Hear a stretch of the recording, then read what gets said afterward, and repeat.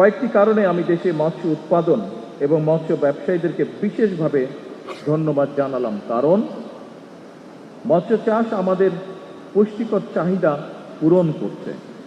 মাছ চাষ, মাছ ধরা, পরিবহন, প্রক্রিয়াজাতকরণ এবং বিক্রয়, এই পুরো প্রক্রিয়ায় বহু মানুষের কর্মসংস্থানের সৃষ্টি হয়েছে। প্রান্তিক জনগোষ্ঠীর আয় বাড়াতে মৎস্য খাতের অতুলনীয় ভূমিকা রাখছে। নদীমাতৃক বাংলাদেশে পুকুর, বিল, হাওর, বাওড় এবং অন্যান্য জলাশয় কাজে লাগিয়ে কিংবা অল্প জমি ব্যবহার করে মাছ চাষের মাধ্যমে স্বাবলম্বী হওয়ার সুযোগ রয়েছে এবং এ কারণে আমরা সিদ্ধান্ত গ্রহণ করেছি সরকার সমগ্র বাংলাদেশে এরকম অনেক জলাশয় আছে, হাওর আছে, বিল আছে, পুকুর আছে, যেগুলি পড়ে রয়েছে বিনা কারণে। আমরা সিদ্ধান্ত করেছি এগুলোকে সংস্কার করার মাধ্যমে সরকারের পক্ষ থেকে আমরা এগুলোতে মাছের পোনা ছাড়তে চাই এবং যেই পুকুরগুলো বা যেই হাওর বিলগুলো যেই এলাকায়, যে জলাশয়গুলো যে এলাকায় হবে, সেই এলাকার তরুণ যারা আছেন তাদের মধ্যে সুন্দরভাবে আমরা একটা বন্টন করতে চাই, যাতে করে কর্মসংস্থানের ব্যবস্থা হয় তাদের। এ ব্যাপারে এরই ভিতরে আমি মৎস্য মন্ত্রণালয়ের দায়িত্ব নিয়োজিত আমাদের টুকুকে এর মধ্যে নির্দেশনা দেওয়া হয়েছে। প্রিয় উপস্থিতিবৃন্দ, সর্বোপরি চিংড়ি সহ বিভিন্ন মাছ ও মৎস্যজাত পণ্য বিদেশে রপ্তানি করে প্রচুর পরিমাণে বৈদেশিক মুদ্রা বাংলাদেশ অর্জন করছে। 2025-26 অর্থ বছরে বিশ্বের প্রায় 52টি দেশে মৎস্য এবং মৎস্যজাত পণ্য রপ্তানি করে বাংলাদেশ 6,000 কোটি টাকার বেশি সমমূল্যের বৈদেশিক মুদ্রা অর্জন করেছে এবং এর কৃতিত্ব আমি মনে করি এখানে যে সকল উদ্যোক্তা আছেন যারা আজকে পুরস্কৃত হয়েছেন, যে সকল ব্যবসায়ী আছেন, যে সকল মৎস্য কৃষক আছেন সহ এই খাতে যারা সম্পৃক্ত প্রত্যেকটি মানুষ এটার এই ক্রেডিটের দাবিদার। শিয়া বাটার ও ভিটামিন সমৃদ্ধ লিলি বিউটি সোপ, তারুণ্যময় উজ্জ্বল ত্বকের জন্য। প্রত্যেককে আমি জানাই আন্তরিকভাবে ধন্যবাদ এবং এ কারণেই বর্তমানে সারা বিশ্বের কাছে এশিয়ার দেশগুলো ক্রমেই মিঠা পানির মাছ উৎপাদনের কেন্দ্রে পরিণত হতে চলেছে এবং এই ক্ষেত্রে বাংলাদেশের সম্ভাবনা অত্যন্ত উজ্জ্বল। আপনারা জানলে খুশি হবেন, গত জুন মাসে জাতিসংঘের খাদ্য ও কৃষি সংস্থা FAO প্রকাশিত একটি রিপোর্টে বলা হয়েছে মাছ সহ জলজ প্রাণী উৎপাদনের ক্ষেত্রে বিশ্বে বাংলাদেশের অবস্থান পঞ্চম।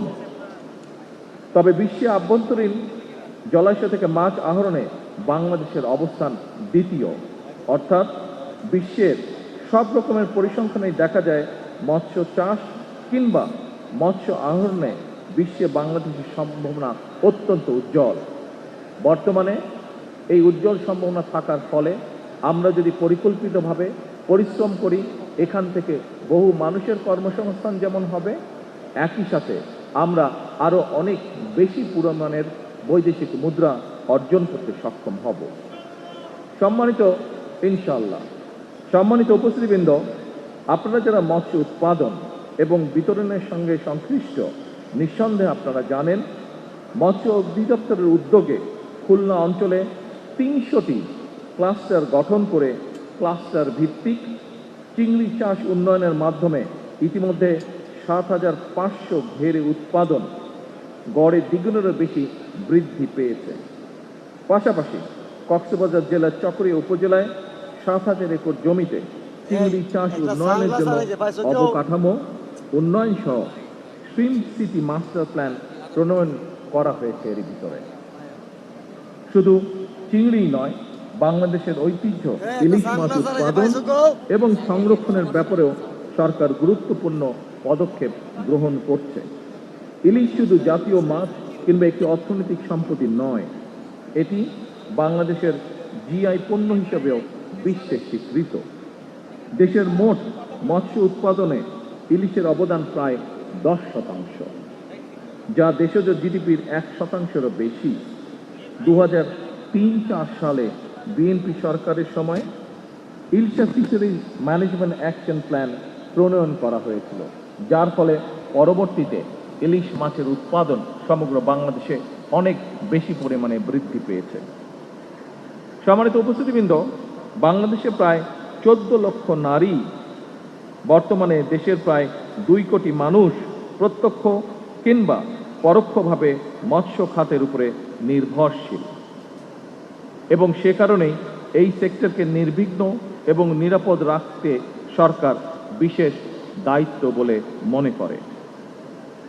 বর্তমান সরকার মৎস্য, পশু সম্পদ এবং জলজ খাতকে অগ্রাধিকার তালিকায় রেখেছে, কারণ আমরা যদি আমাদের আবহমান কালের ঐতিহ্য দেখি, অর্থনীতি দেখি, আমাদের দেশের বহু কোটি মানুষ এই পেশাগুলোর সাথে সম্পৃক্ত।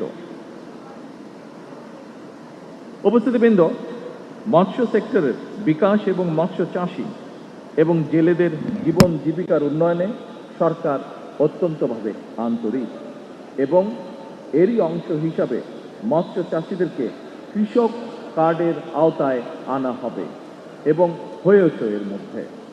একই সঙ্গে জেলেদের পরিচয়পত্র প্রদান ও নিবন্ধন কার্যক্রম চলমান রয়েছে। 2026-27 অর্থ বছরে প্রথমবারের মতন সুন্দরবন এবং হাওর অঞ্চলে মৎস্য আহরণ নিষিদ্ধকালীন জেলেদের বিজিএফ এর আওতায় আনা হয়েছে। উপস্থিতিবৃন্দ,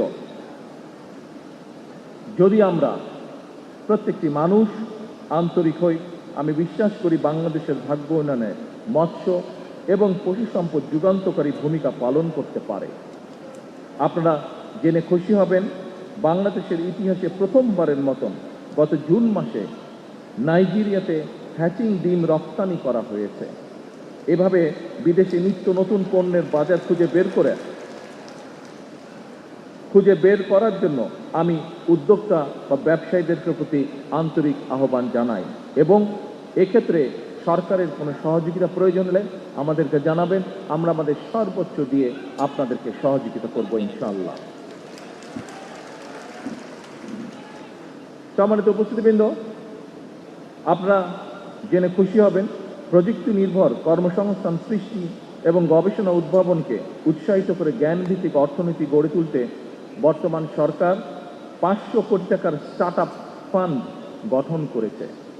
এই ফান্ড থেকে সম্ভাবনাময় স্টার্ট আপের জন্য, অর্থাৎ শিল্প উদ্যোক্তা বা শিল্প শুরু করার জন্য সরকার 5 লক্ষ থেকে 5 কোটি টাকা পর্যন্ত গ্রান্ট দেবে, ঋণ নয়, গ্রান্ট দেবে। সুতরাং এই সুযোগ গ্রহণ করে এগিয়ে আসার জন্য আমি নতুন উদ্যোক্তা যারা আছেন তাদেরকে বিশেষভাবে আহ্বান জানাতে চাই। সম্মানিত উপস্থিতিবৃন্দ, আমরা আজকে এখানে মৎস্য নিয়ে কথা বলছি। মৎস্যের সাথে আরেকটি খুব গুরুত্বপূর্ণ বিষয় আছে যেটি খুব সংক্ষেপে আমি আপনাদের সামনে উল্লেখ করতে চাই, সেটি হচ্ছে পরিবেশ। যে কোনোভাবেই হোক, যেভাবেই হোক, যে কারণেই হোক, আমরা খেয়াল করে দেখছি আমাদের খাল, বিল, নদী, নালা, যে সকল হাওর, বিল যে সকল আছে সবগুলোর পরিবেশ ধীরে ধীরে আমাদের ব্যবহৃত বিভিন্ন যে আবর্জনা আছে, বিভিন্ন রকম টিস্যু পেপার, প্লাস্টিক, পানির বোতল, এইসবের কারণে ধীরে ধীরে এই জলাশয়গুলোর পরিবেশ নষ্ট হয়ে যাচ্ছে। আমরা যদি সত্যিকারভাবে সচেতন হই, আমরা যদি নিজেদের পরিবেশ রক্ষা করতে চাই এবং একই সাথে আপনারা এখানে যারা উপস্থিত আছেন অধিকাংশ মানুষ হয়তো মৎস্য পেশার সাথে জড়িত এবং মাছকে যদি আমরা বাঁচাতে চাই, আসুন একই সাথে আমাদেরকে আমাদের পরিবেশের প্রতিও খেয়াল রাখতে হবে, আমাদেরকে আমাদের পরিবেশকে রক্ষা করতে হবে। আমরা যদি পরিবেশকে রক্ষা করতে পারি, আমরা যেমন একটি সুস্থ পরিবেশের মধ্যে বসবাস করতে পারবো, আমাদের সন্তানেরা সুস্থ পরিবেশে বসবাস করতে পারবে, আগামী দিনে একইভাবে আমাদের মৎস্য, আমাদের পশু, সকল কিছু আমরা একটি সুস্থ পরিবেশের মধ্যে গড়ে তুলতে সক্ষম হব। শিয়া বাটার ও ভিটামিন ই সমৃদ্ধ লিলি বিউটি সোপ, তারুণ্যময় উজ্জ্বল ত্বকের জন্য।